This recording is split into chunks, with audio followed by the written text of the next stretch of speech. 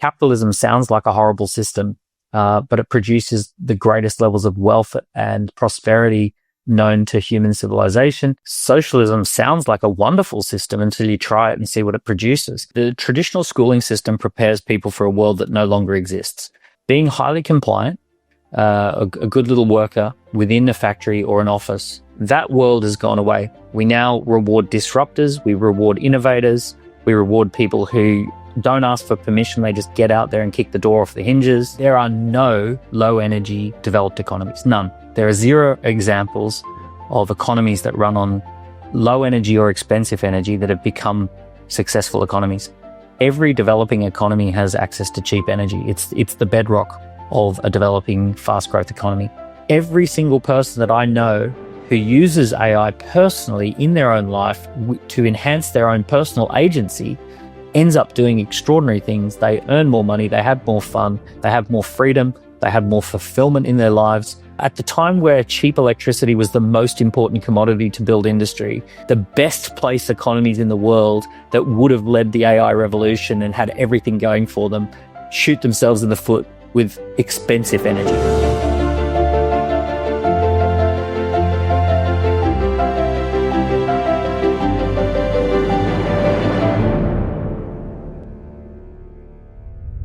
Daniel Priestley is an entrepreneur, a best-selling author. He's an international speaker. He's built a successful multi-million-dollar business in Australia, but also businesses in the UK and Singapore. His most recent book is Entrepreneur Revolution: How to Develop Your Entrepreneurial Mindset and Start a Business That Works. He coaches in this area. He's become quite a guru in it, and he has some very interesting perspectives.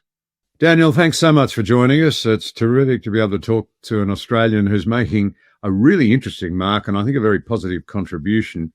Globally, you're in London at the moment. I'm in northwest New South Wales. Modern technology means it looks to everybody as though we're side by side. So thanks for joining us. Thank you very much for having me on your show. I thought we'd kick off with a quote.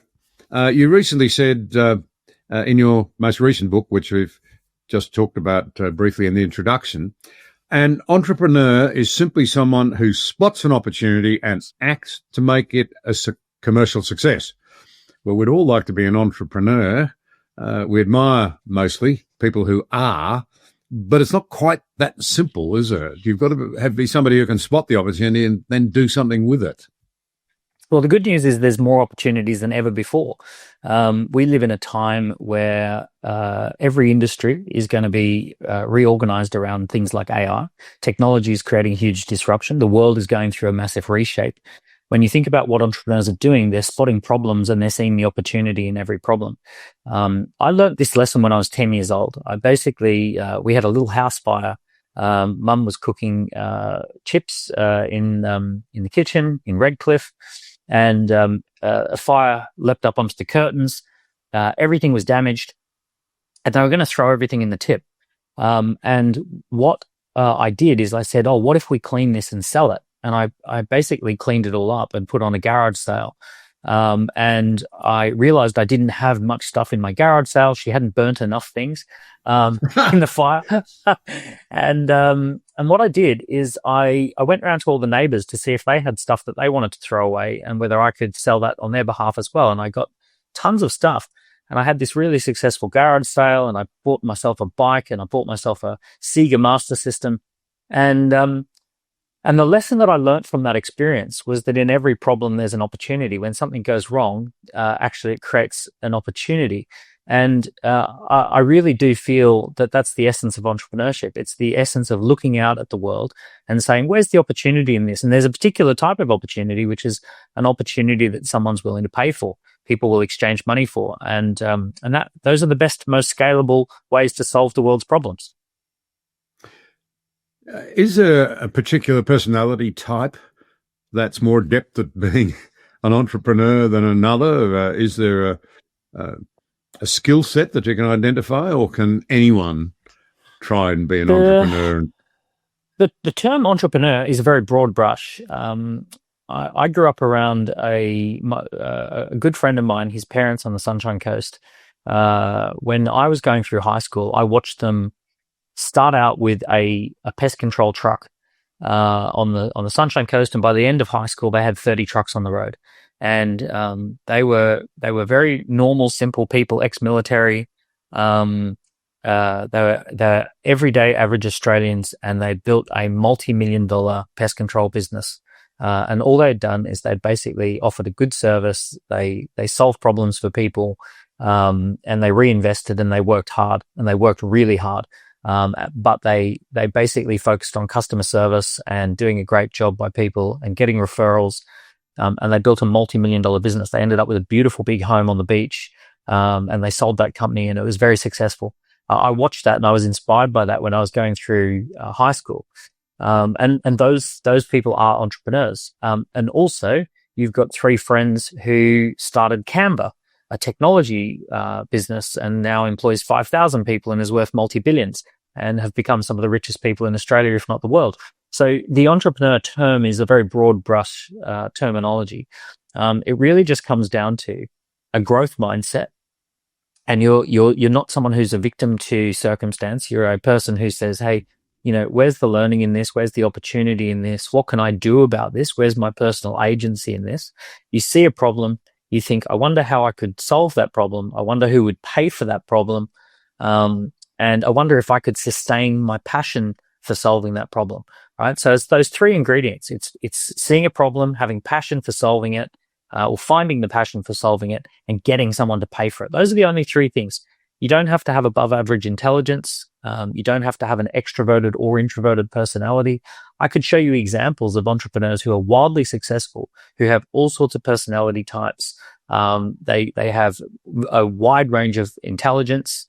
But yes, there are skills. There are definitely skills that you need. And we don't teach those skills to many people, but there is a skill set, and that skill set can be taught. And that's what you're doing, isn't it? I mean, it's not just that you've written a book about it. You actually coach people in entrepreneurship. Yeah, I've got a couple of different streams to my life. I'm a software entrepreneur, and I build software companies. And I've got a group of software companies. I also own agencies, creative agencies, and a publishing company. But one of the things that I did, for over 20 years, since I was 21 years old, I have been building and scaling companies and selling companies. But one of the things I did 15 years ago is I set up what's called an Entrepreneur Accelerator to incubate entrepreneurs, to basically teach some of the skills that work. And that on its own has become a very successful business. It's had 5,500 entrepreneurs globally come through our program. We really do believe that entrepreneurship is a little bit like aviation, that there are a lot of ways to do it wrong that lead to dangerous, terrible result. And there's a narrow path of things that really work well. And that once you can teach people that narrow path of best practices, then they've got a much better chance of success. So we've had enormous amounts of success with our clients. 5,500 over 15 years have gone through that. Yeah, so it is something that I have a passion for teaching, but most of my time and most of my money is actually made through building software. So in effect, you and the people you're coaching are creating wealth and employing people at a time when most of us in the Western world hear never-ending stories about declining prosperity, declining opportunities. In Australia now, we have had, I think, 8 out of the last 9 quarters of contracting GDP per person. In fact, as I understand it, we now have the fastest collapsing living standards in the OECD. So there's a lot of gloom and doom. You're out there saying there are opportunities. You're creating jobs and wealth. That's a very different mindset. Yeah. So there's two things. There's a couple of things I would say about this. And bear in mind, I haven't been in Australia for 19 years as a resident. Last time I was there was 2018. So we're talking 7 years ago. I'm overdue for a trip back to Oz. But let's just talk globally. What's happening is we've got two systems going on. We've got a declining system and a rising system. So if we went back a couple of hundred years ago here in the UK, there was a declining system called agricultural age system, where there was the landed gentry who owned everything. And they were being disrupted by a new class of people called the industrialists. And the industrialists didn't own vast tracts of farming land. They owned small amounts of land that they could put a factory on, and they could produce goods and services on a factory. So up until, say, the 1750s, most wealthy people had huge amounts of agricultural land as the primary source of wealth in the economy. And then after the 1800s, the primary source of wealth was factories. And then after the 1900s, it was offices. So factories and offices are the symbols of the industrial age. So you had a declining agricultural age and a rising industrial age. What we now have is a declining industrial age and a rising digital age.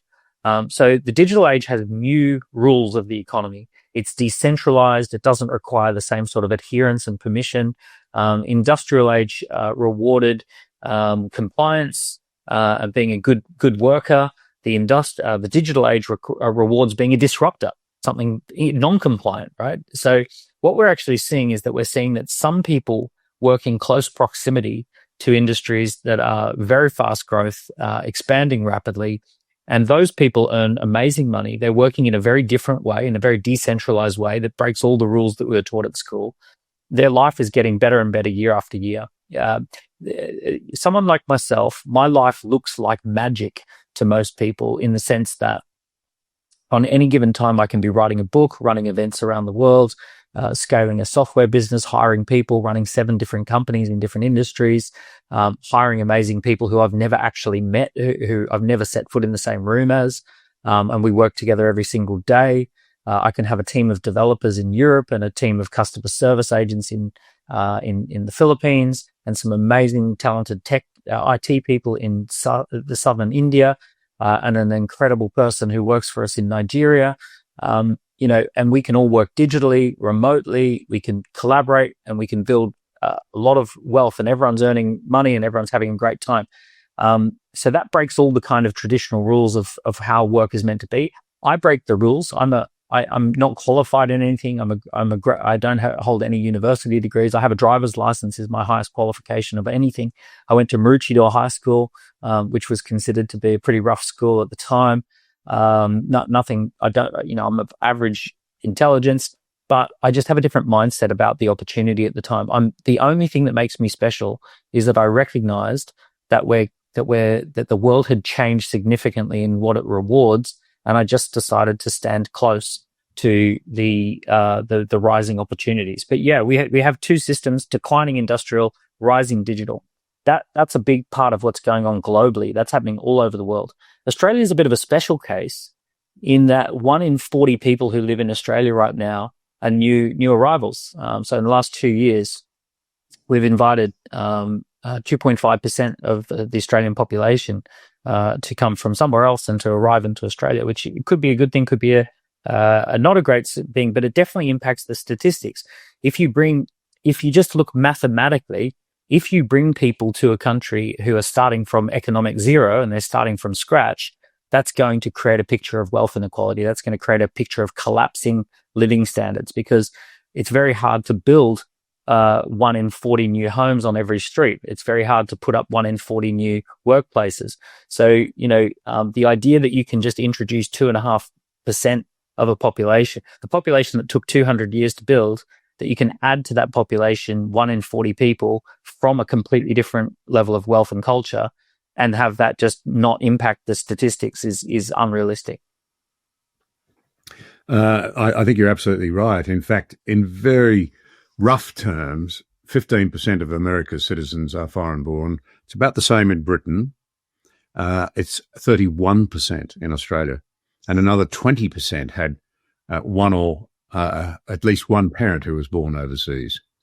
So, and Australia is a great culture of multiculturalism and accepting people from all over the world. Like Australia is built on people from all over the world who come and adopt the Australian mindset and have the Australian dream. But there is a speed to which you can add infrastructure. There's a speed to which you can assimilate large numbers of people in.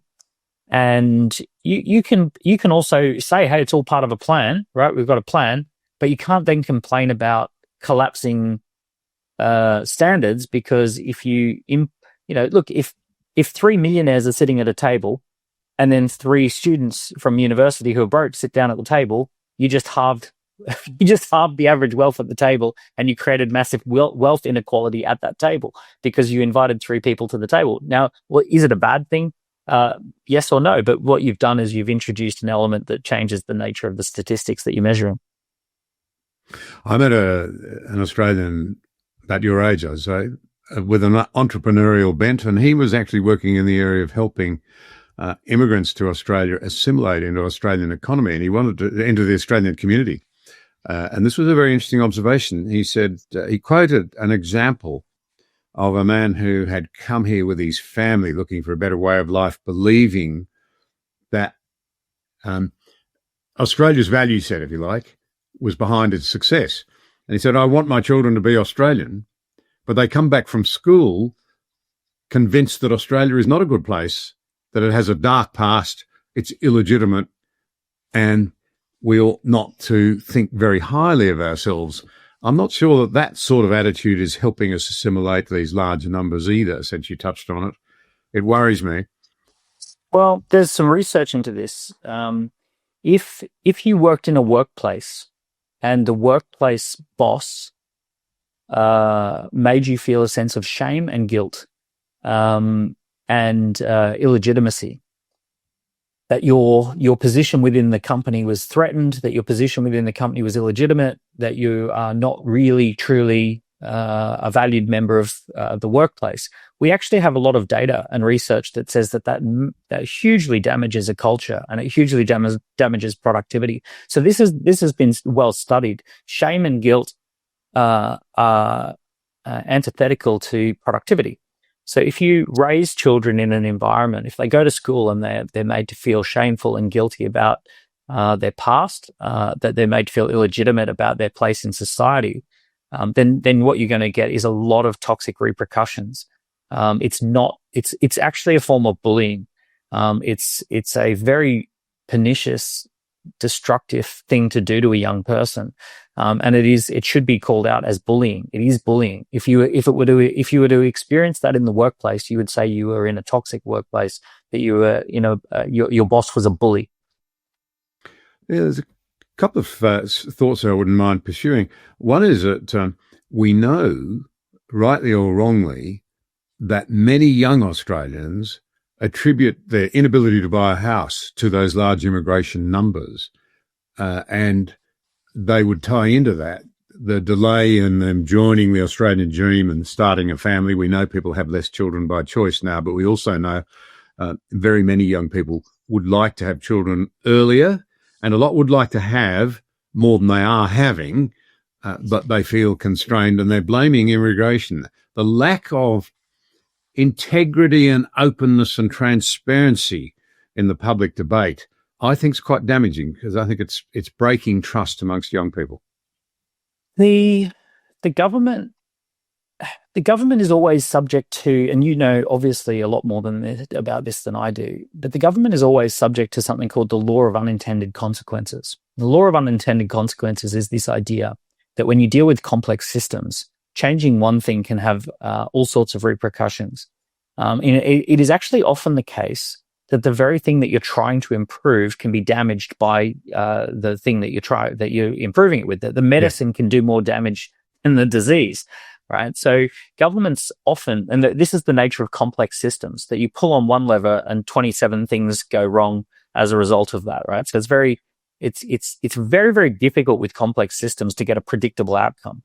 And the reason, like for some examples, you'll see people who say, okay, we need to raise the minimum wage on different work. And in doing so, they then create the circumstances where companies then automate the jobs away, because it's now no longer profitable to have those workers working because the minimum wage is higher. And then you create mass unemployment through technology. And that is an unintended consequence. What you were trying to do is create better pay. And what actually ended up happening is you created unemployment, for example. Or you might say, we really want affordable housing, so we're going to pass a series of laws that make it, really affordable to buy houses. And the unintended consequence is that could be the very thing that inflates the value of housing.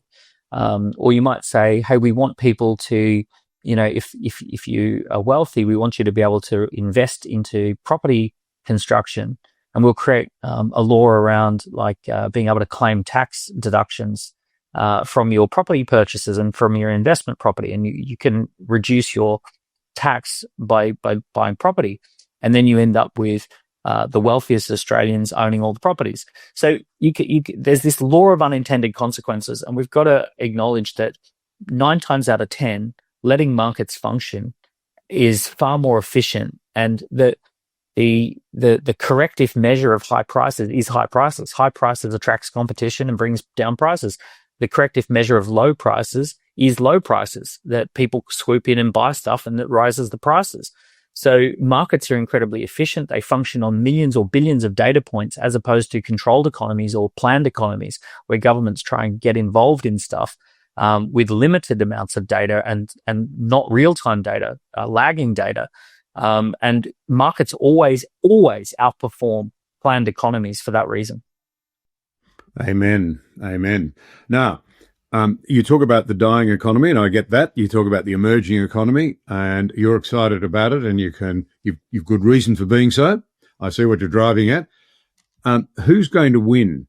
It would be fair to say right across the Western world now, young people are concerned they won't have the opportunities that parents had. They're losing faith in the system, as we've just been saying, even in the underlying values and beliefs that gave us our freedoms. They're all up for grabs. All of our economies are in deep trouble. They really are. You're in the UK. It's a mess. It's an absolute mess. You're actually chasing off wealth creators. We might come back to that. They're leaving. Yeah, in droves.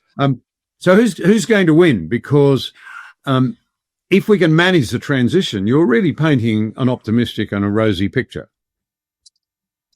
I'm painting a picture that looks very different to the world that we grew up in. So we're going to end up in a world that is very entrepreneurial and fluid, as opposed to a world that has,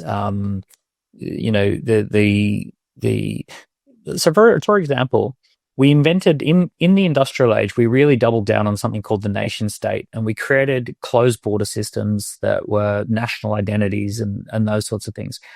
Digital technology puts every person in competition with every other person on the planet. So 70% of the world's population now has fast internet access. And for example, when one of my most recent hires is a video editor.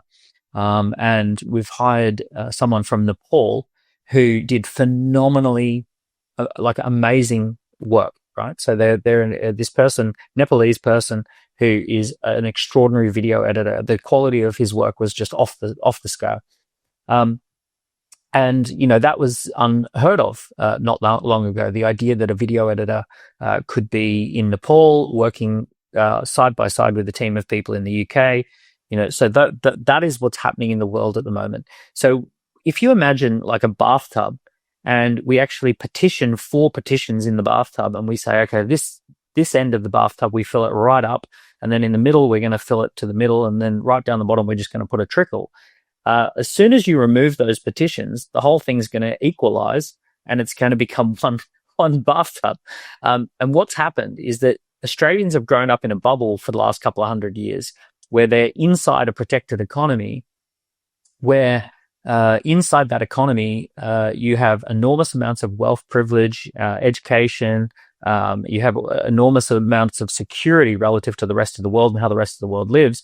Probably the best standard of living in the world was the 1900s in Australia, referred to as the lucky country or the luckiest country.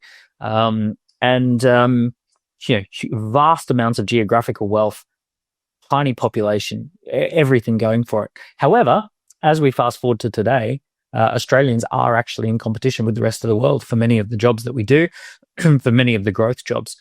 So that creates a new level of pressure, a new level of, it's a different world now that we're all kind of like mixing together, and that the geographical borders have been removed. Those petitions are now out. The winners are the people who have a growth mindset and an entrepreneurial mindset. The winners are the people who can spot an opportunity and leverage technology to create a solution, to form a team and create a solution to that. The winners are the people who see problems as opportunities. And look, the fundamentals are strong. The world has more money on the planet now than ever before. We can't stop printing the stuff.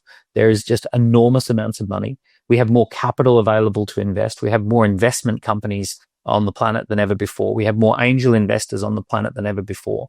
We have more problems that need solving, more industries being disrupted than ever before. We have more things that can be turned into a viable business than ever before.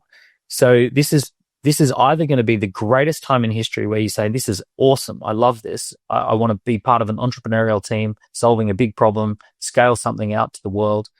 Or you say, hey, wait a second, this isn't the world I grew up in. I'm cross about it, and I'm not going to adapt. I'm not going to change. I'm just going to kick and scream about it. Can I ask, is there still a place for a sensible nationalism or for patriotism? I mean, what does it mean now to be an Australian or to be a Brit or to be an American or to be a Singaporean? Yeah, I think there's a set of values that a nation should aim to embody, and there should be a strong sense of national identity around protecting the geographical beauty, the natural beauty, the history, the legacy of where that country's come from, and honoring it and respecting it and promoting it. And there should be a set of standards within that country. The issue that we have is that humans or people are quite nationalistic because we live in communities and we connect with our local environment, our local community. The problem is that governments define themselves by national borders, and yet citizens are not really limited by national borders as much as they once were. So it's actually governments that are being disrupted more than any of the citizens. Governments are the ones that are going to really struggle, because the government as an institution was something that was created side by side with the industrial age. It was a administrative, useful body that worked side by side, hand in glove with the industrial growth of the last couple of hundred years. And ultimately, it is defined by geography, but we live in a world that is fast unleashed itself from geography. One of the things that we are seeing now in this age of uncertainty, we've touched on this, is something of a rising tide of, democratic capitalism isn't working well. We ought to soak the rich, make the rich pay their fair share, a re-emergence of socialism. I think it's absolutely the wrong response to the undoubted economic challenges that we confront. But I also think if it's allowed to go unchecked, if it delivers too much, it may choke off the very transition, or at least minimize rather than maximize the very transitions that you're talking about. Yeah, socialism never works. We've tried A versus B scenarios over and over and over again. North Korea, South Korea, East Berlin, West Berlin, communist Eastern Europe versus capitalist Western Europe. Free markets are the key to prosperity and wealth. Economic freedom is the key to prosperity and wealth. Letting Aussies get on with living their Aussie lives is the key to having happy Aussies. Not letting the government get involved in your life.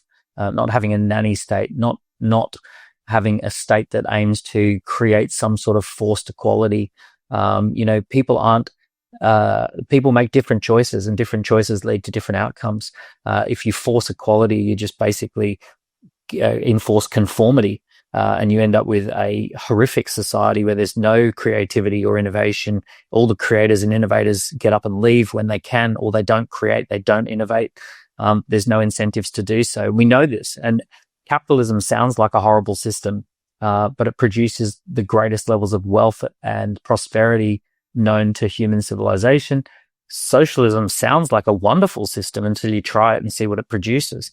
It's just this kind of thing that, the brochure for socialism looks a lot better than the brochure for capitalism, but the results are very, very different. The big issue that we have is that in times of technological rollout, where there's a new technology being rolled out, the early adopters get early gains. If you imagine that technology creates a rapid S-curve of elevation in productivity, the early adopters of that technology. So for example, the early innovators around Australian newspaper publishing created the vast publishing empires of the Packers and the Murdochs, because they were the early people to get into the print press, and they were the early adopters of basically doing newspaper empires. They became some of the wealthiest people in the world because of the circumstances of being early adopters in that space. In the late 1790s, 1790 to 1840, there was a 50-year period called the Engels Pause. And the Engels Pause was basically a period of time where the early industrialists made enormous amounts of money and gains relative to anyone else, relative to landed gentry, relative to lords and dukes and viscounts. The industrialists powered ahead, and there was a hugely unequal society, which then resulted in a prosperity boom after that. But what happens with technology is early adopters get up the S-curve first, and then everyone else follows them afterwards.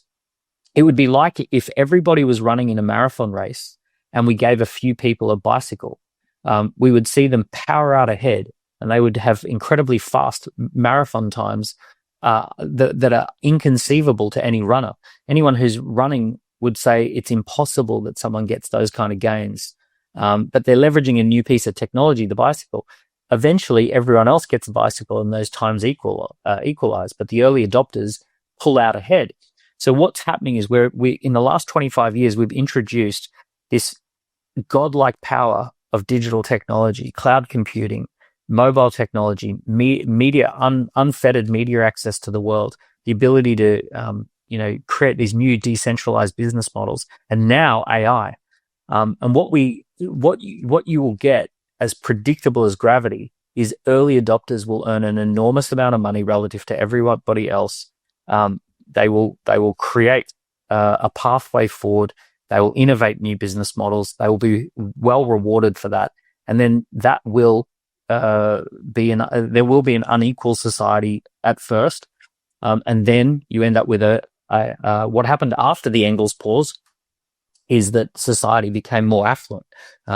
Everyone got more stuff. You would not want to, in your wildest dreams, you would not want to go back to 1840s or 1830s living, right? Everyone got richer as a result of innovation. Yeah, well, we never give ourselves much credit for it, but the West has been, I think, quite magnanimous and quite intentional about passing on its knowledge and its expertise, its technology, its science, its understanding of political and legal systems to much of the world in a way that's lifted extraordinary numbers of people out of short British lives. As you say, we don't want to live the way we used to, and yet because we're not equipping our young people with an understanding of how terrible the alternatives are, we focus on our own failings all the time. I wonder whether we really are equipping them for leadership and for the world that's emerging. What advice would you give to parents who are genuinely worried that their children will be unable to enjoy the good life? Yeah, the advice is this: the traditional schooling system prepares people for a world that no longer exists. Being a compliant component labor, a compliant piece of component labor is no longer rewarding. Being highly compliant and being a good little part of a factory, a good little worker within a factory or an office was a very, very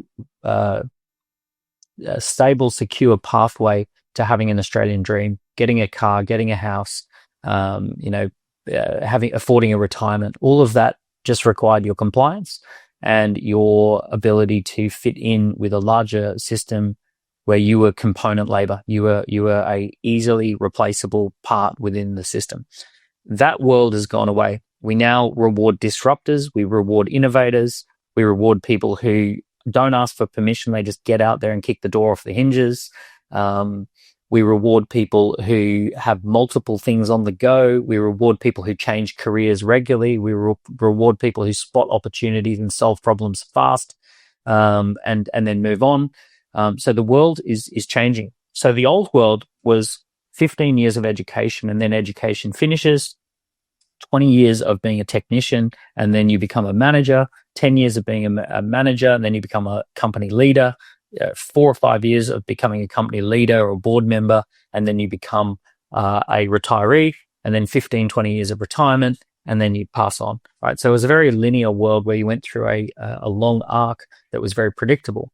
The new economy is working on very fast loops that can be in plural. So a fast loop could be discover a problem, research the problem, build a cohort of collaborators, create technology, scale the technology, hand over to an exit or hand over to a team, and then go find another loop. At any given time, you could have many different loops that involve a learning phase, a collaborating phase, and you could actually be at any given time running an event, writing a book, launching a startup, creating a piece of technology, right? So those are the people who are succeeding today. They're people who have plural stuff on the go. And they're following a very, very different path, and they can earn more money in 3 or 4 years than most people earn in an entire career if they do it well.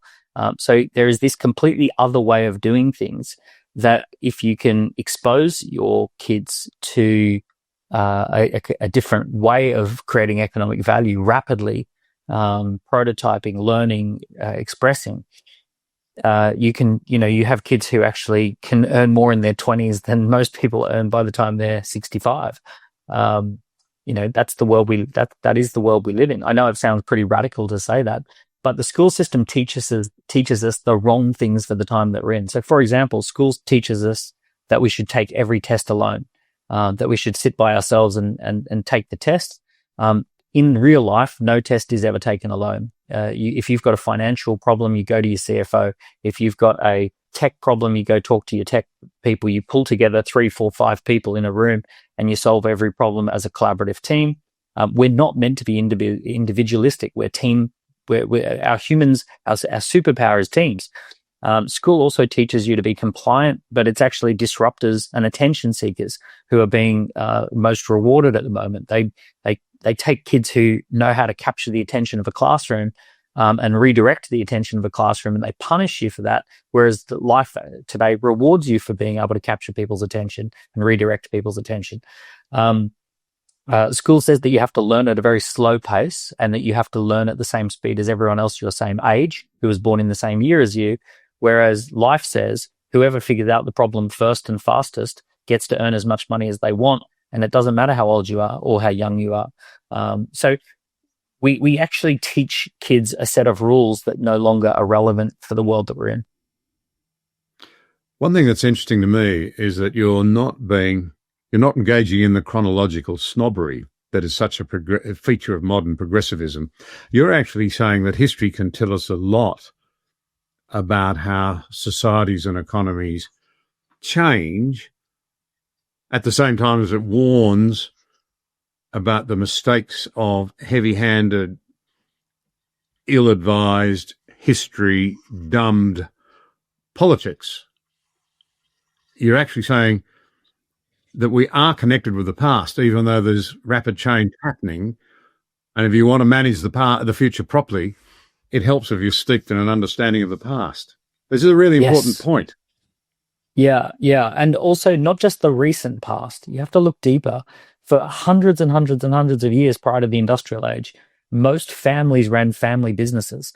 The way we get our surnames is through, in many cases, our family business. The Wicks were the people who made the candles, and the Smiths were the people who made the iron and steel.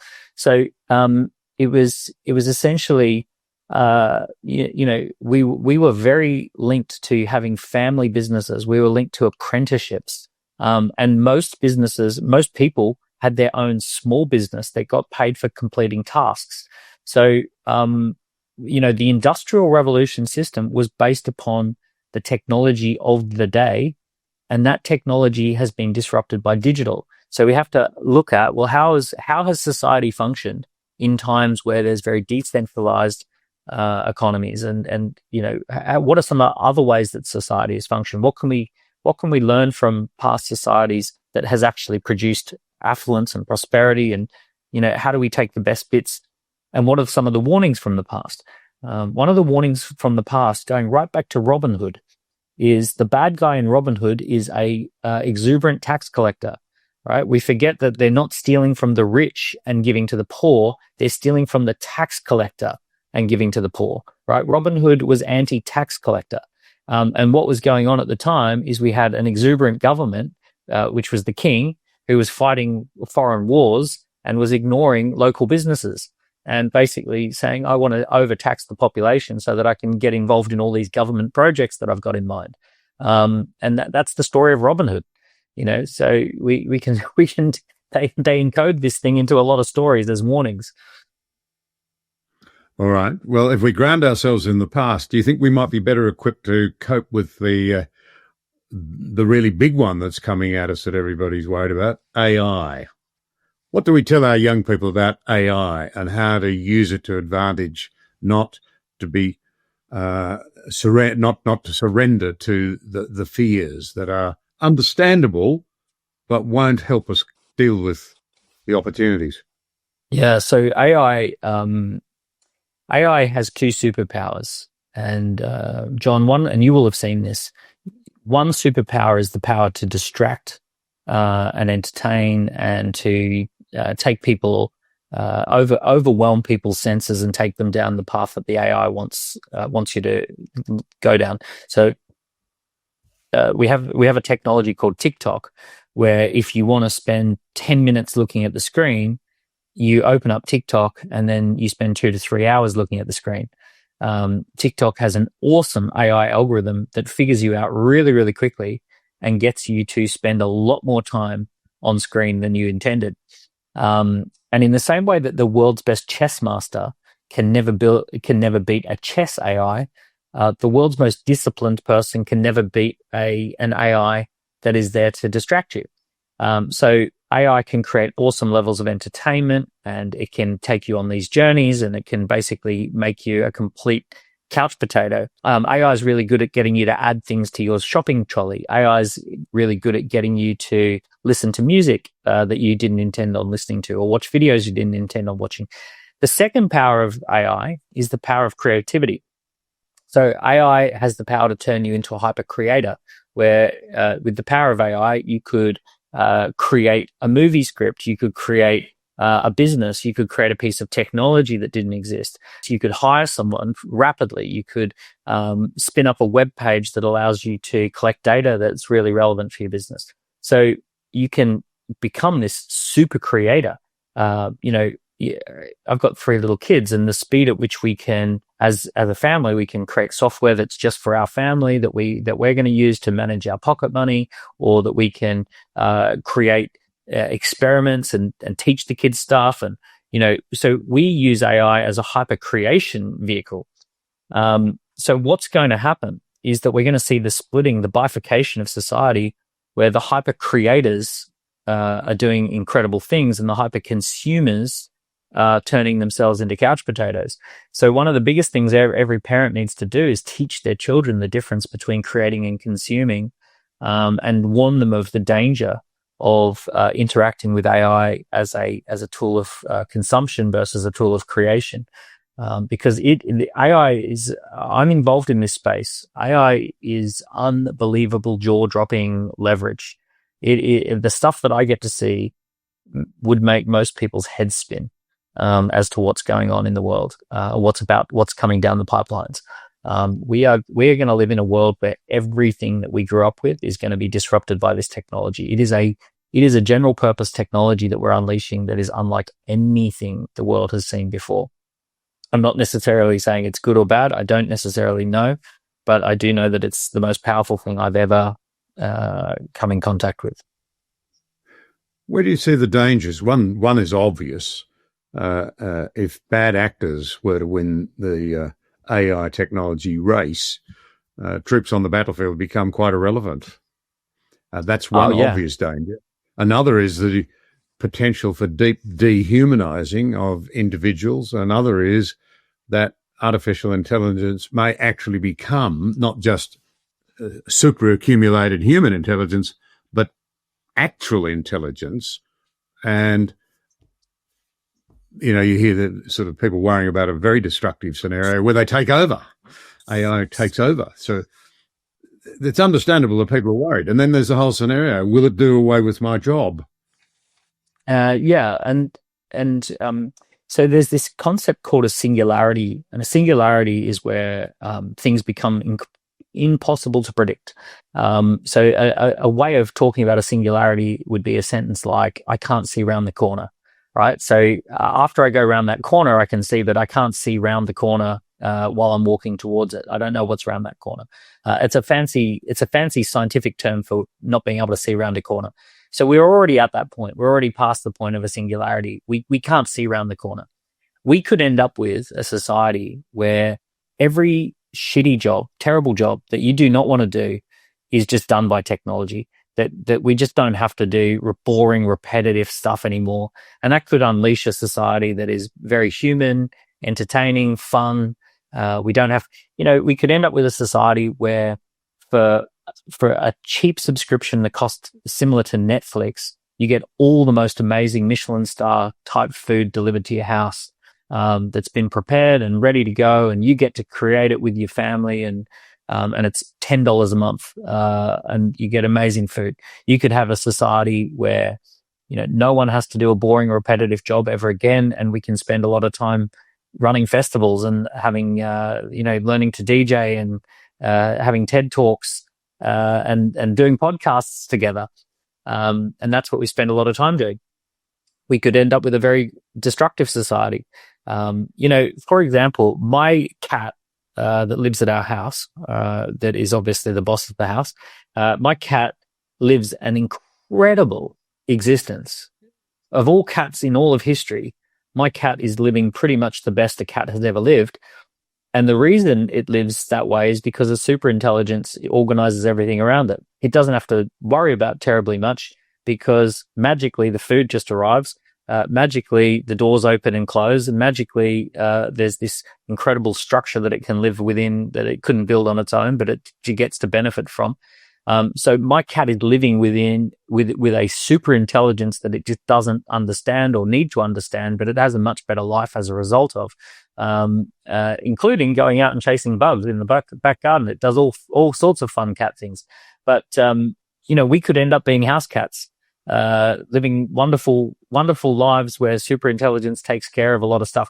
I don't know. We haven't yet turned the corner. So it's, we don't know what's going to happen. What I do know is that everyone who starts using it creatively, their life gets a lot better very quickly. So for example, as much as there are threats to the world that we live in, every single person that I know who uses AI personally in their own life to enhance their own personal agency ends up doing extraordinary things. They earn more money, they have more fun, they have more freedom, they have more fulfillment in their lives.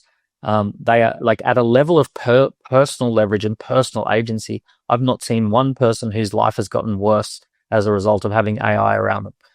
Everyone is able to answer questions they never thought they could answer, do research they couldn't previously do, create products, outcomes, make things happen, put a legal contract in place for free. All sorts of incredible things happen as a result of having access to this technology at a level of personal agency. That I do know, but what that does at a societal level, I don't know. Any thoughts on who's actually winning the AI race? Is it China? Is it America? Is it the West? Well, the winner will be the country that can create cheap energy, because AI runs on a lot of electricity. It runs on a lot of energy. So you need a lot of energy to run data centers. We're going to end up with something like a third of our energy usage at a planetary level. About a third of what we burn will be running technology, running computers and AI and all that sort of stuff at the rate that we're going at. We're busy putting in place policies that are driving energy policy prices through the roof in Australia. The same thing's happening in Britain. Yeah, UK and Australia are almost like comical actors who are deliberately shooting themselves at the foot at the right in the absolute wrong moment that you could possibly choose. We as at a country level, UK, Canada, and Australia, it's almost as if someone wants to deliberately drive these economies off a cliff, or someone wants to pick the worst possible action, and we're probably doing it at this moment in history. It's comical. It's hilarious. If it wasn't so destructive, it would be funny. It will be looked back on as just a comedy of errors. At the time where cheap electricity was the most important commodity to build industry, the best placed economies in the world that would have led the AI revolution and had everything going for them shoot themselves in the foot with expensive energy. At the time where you need incredibly intelligent people who are superstar tech entrepreneurs, superstar tech innovators, at the time that you need those people in your economy, you drive them away with high taxes and you send them to other places that are laughing. America is hilarious, by the way. The US is a funny country. They spread climate hysteria to the world, right? So they export climate anxiety, and then they turn around and create cheap energy and low taxes for highly skilled, highly talented people who can build out this infrastructure. They are, they're winning on all fronts at the moment because they're going to attract very, very skilled, very talented Australians and British people onto American soil to build AI. They're going to have the cheapest energy and they're going to have the best AI ecosystems. And whichever countries adopt the mindset of this new economy are going to win. China has a number of things that are going to make China always fails for a few key reasons. And the biggest reason that China fails is that they have 14 land borders with other countries and they have 7 sea borders with other countries. And managing 21 borders around your population is a constant nightmare and leads to constant conflict and collapse. So the issue with China is that 40% of the calories that they need just to feed everyone have to be imported.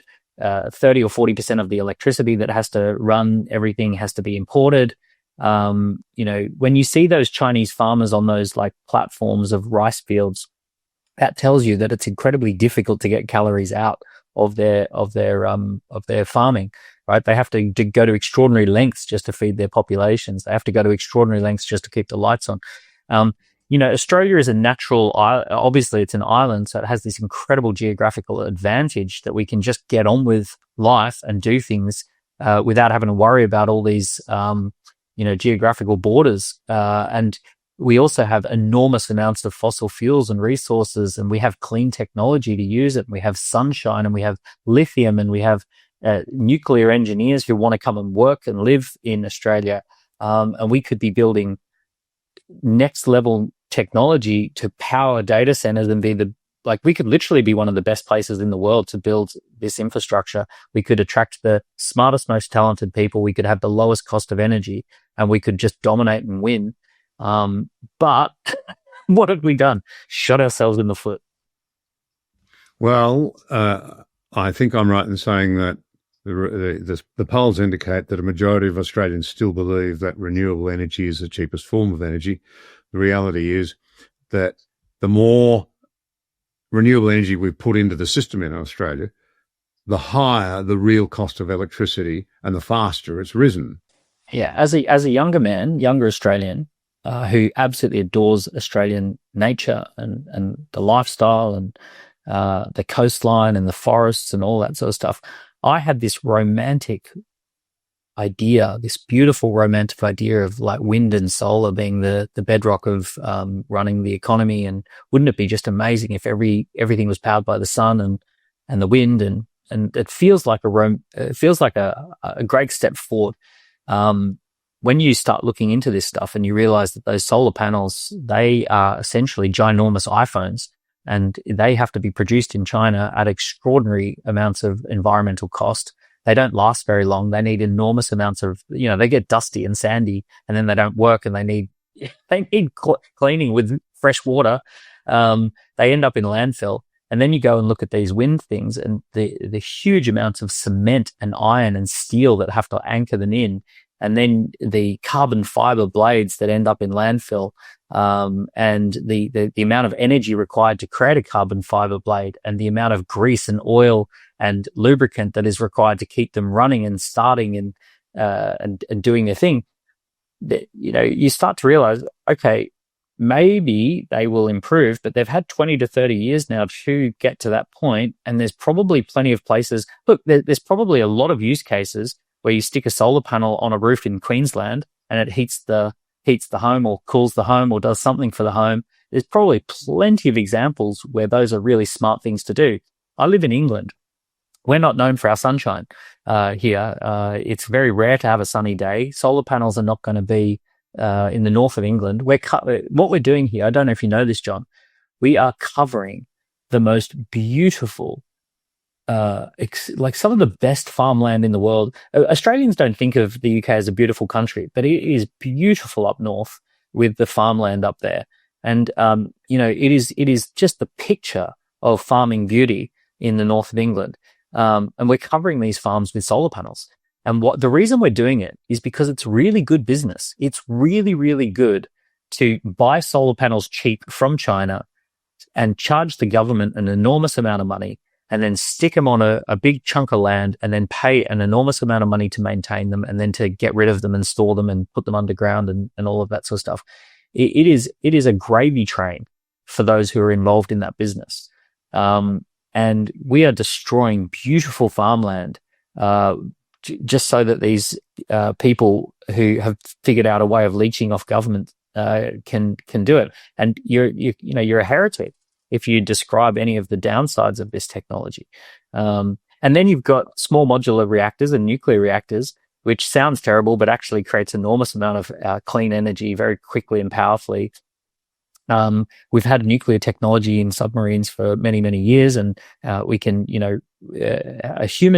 my entire lifetime of energy needs would create about a Coke can worth of waste that would have a half-life of 400 years. We could put my Coke can into a storage facility in the desert, and 400 years later, it's pretty much not an issue anymore. But my entire lifetime of energy usage and needs would be one Coke can of material. So there are other solutions that are technologically driven. But look, getting back to the original thing, you're not going to power data centers with solar panels and wind. You're just not. It's just it's too electricity, it's too power intensive. It's just the intensity of the electricity that you need is not going to come from, or not that I know of. I've not seen anything that is a viable solution for running the types of compute that we're going to need. This has not entered the public debate at all in Australia, and yet you don't have to be terribly switched on to pick up on the accuracy of what you're saying.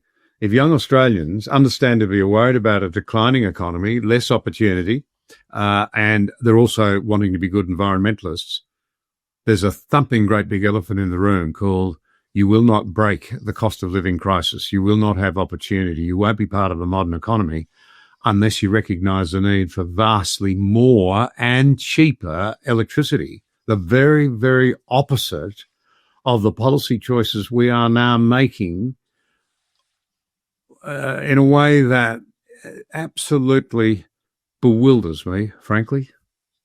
It's economic suicide. There are no low energy developed economies. None. There are zero examples of economies that run on low energy or expensive energy that have become successful economies. Every developing economy has access to cheap energy. It's the bedrock of a developing fast growth economy. You can't have industry without energy. You can't build anything. You can't create steel. And this idea that somehow magically China is able to create the steel and send it over to Australia, and that magics away all the environmental impact, that's very closed-minded thinking. That's very myopic. If you're importing steel from China, there's a very, very, very good chance that it was not made with the Australian standards in mind. It was made as cheaply as possible with as much energy intensity as possible. All of this stuff that we need to build an economy is made in China, where they use coal and they use fossil fuels. They use gas and gas and coal. And you're either going to do it in Australia with Australian standards under close Australian watch to the degree that you want it done, and to the utilizing the latest and greatest technologies for making sure that it's done cleanly and efficiently and safely. Or you're just going to export that to a country that will tell you what you want to hear and then do it as cheaply and fast as they possibly can with very little thought to human life. Daniel, you've been fascinating to listen to. Your arguments are compelling, and I can only say thank you very much indeed.